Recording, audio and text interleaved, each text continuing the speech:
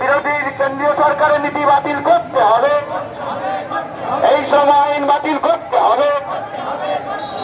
ইনকিলাব জিন্দাবাদ, এই শ্রমকোট আইন বাতিল করতে হবে। এই দাবিতে আমাদের সংগ্রাম।